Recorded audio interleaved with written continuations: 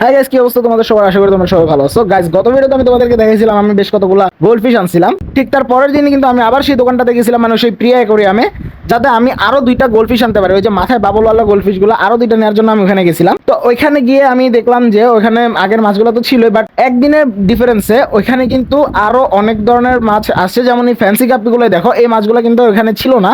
তো আমার কিন্তু মাছগুলো খুব পছন্দ হয়েছে, মানে গাপ্পিগুলো পছন্দ হয়েছে। আর আমার যেহেতু আগের যে ছোট ট্যাঙ্ক, এটা মানে যেটাতে আমি কাঁকড়া রাখছিলাম, পরবর্তীতে আমি ফাইটার মাছ আনছিলাম ব্রিডিং এর জন্য, ওই ট্যাঙ্কটা কিন্তু খালি পড়ে আছে। আমি জাস্ট ওইখানে ওই যে গাছগুলো রেখে দিছিলাম, ওই ওই আমার যে হর্নওয়ার্ড গাছগুলো কেটে রাখছিলাম ওইগুলো কিন্তু এখানে রাখছিলাম, তোমাদেরকে দেখাইছি। তো ওই ট্যাঙ্কটা যেহেতু খালি পড়ে আছে, আবার অনেক দিন ধরে পানি এখানে আছে, পানিটা একদম পারফেক্ট আছে আপাতত মাছ সার্ভাইভ করার জন্য। তাই এই কারণে আমি এই ছোট ট্যাঙ্কে রাখার জন্য দোকান থেকে হচ্ছে 3টা গাপ্পি নিছি, একটা ফিমেল 2টা মেল। বেসিক্যালি আমি চাচ্ছি যে এখানে একটা ব্রিডিং প্রসেস করানোর জন্য, তো গাপ্পির ব্রিডিং এর জন্য কিন্তু 2টা মেল আর একটা ফিমেল দরকার হয়। তো আমি সেই অনুযায়ী কিন্তু এখানে নিয়ে আসছি। সাথে আমি একটা স্নেইলও আনছি, যেটা আমি হচ্ছে যে আমার গাপ্পির ট্যাঙ্কেটাতে দিব, মানে ওই ছোট ট্যাঙ্কেটাতে দিব, যাতে এটাতে শ্যাওলা টালা না জমে আর কি। তো এই সবগুলো আইটেম নিয়ে আমি বাসায় আসি, বাসায় এসে হচ্ছে এক এক করে আমি সবগুলোকে ট্যাঙ্কে ছেড়ে দিছি। তো এই হচ্ছে আমার বড় ট্যাঙ্ক সেটআপ, আর যেখানে গাপিগুলো রাখছি সেটা হচ্ছে এই ছোট ট্যাঙ্কটা। কেমন হয়েছে গাপির সেটআপটা তোমরা অবশ্যই জানাবা কমেন্টে। তো দেখা হচ্ছে নেক্সট ভিডিওতে। টিল দেন তোমাদের সবাইকে টাটা, গুড বাই।